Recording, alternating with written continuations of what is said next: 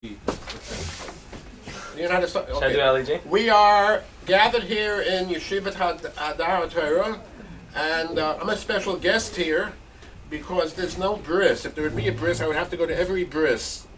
And I didn't hear a bris. I think there's any simcha this week. Any engagements? Okay, but there's no bris today, so he was able to come to Rabbi Goldberg's class. Asaf is in an interview and asked me a few questions. Are you Eliyahu Navi? Oh yeah. And why do you go to every single bris? Well, that's a penalty. I disparaged, I said something bad about the Jewish people, so my onus was to go to every Jewish bris all over the world.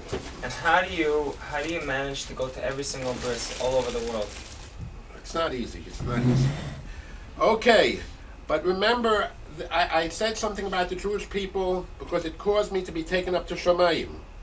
Right. I was down here for many years, and in Malachim it tells the story that somebody built the city of Yericho.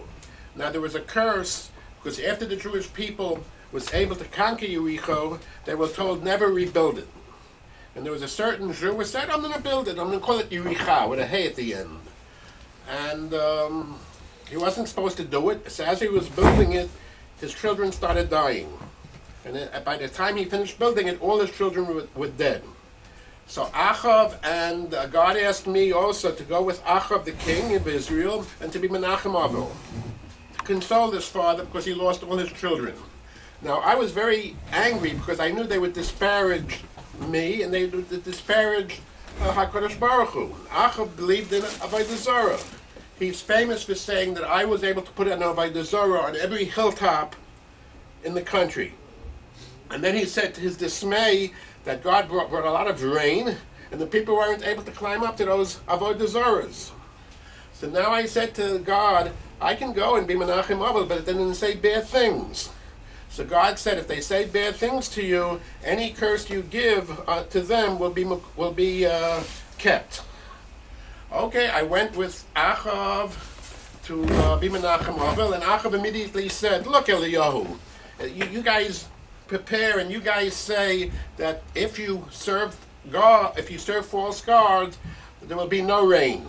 Look around you. It's been raining now all day. It's been raining for weeks here. So I couldn't believe what he said to me, and I was very angry, so I said, I'm going to stop the rain.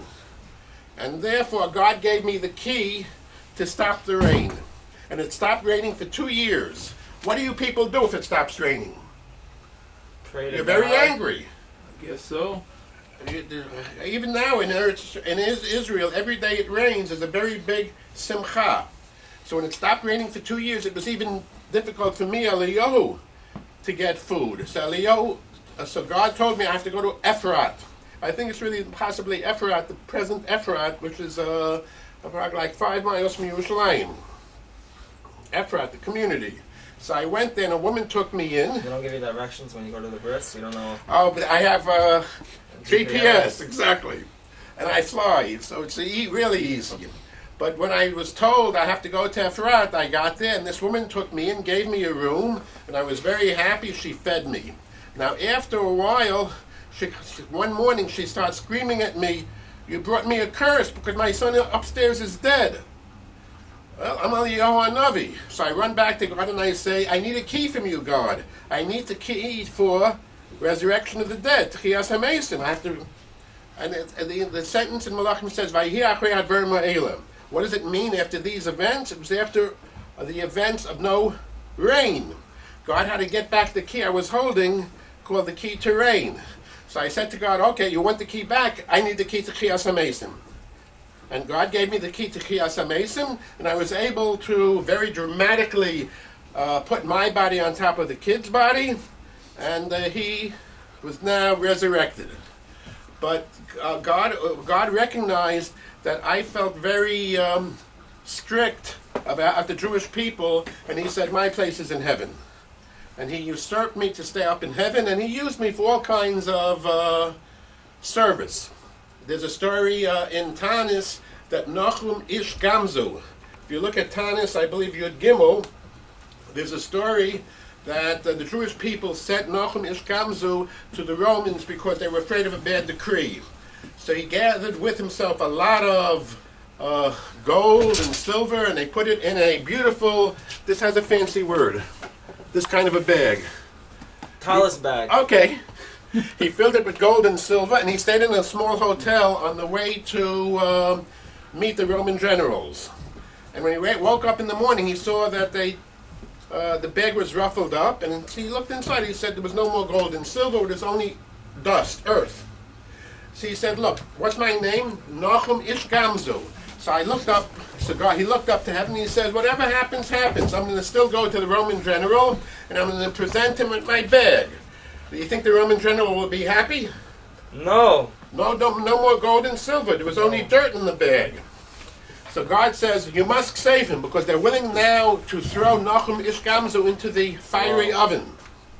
So I ran up, and I was dressed as a Roman general, and I ran up to him, and I said to the Roman general, this is not regular earth. This is the special earth of Avram Avinu. Because back in Bereshit, it talks about that Avram Avinu saved his nephew Lot by a magic earth that they threw. They was able to throw and win the war. So this is the same earth. So the Roman officer said, well, try it out. There's a certain province here which we were never able to capture. So he told his officers, take the dirt and see if when you throw it on this little city, will they become now obedient to me?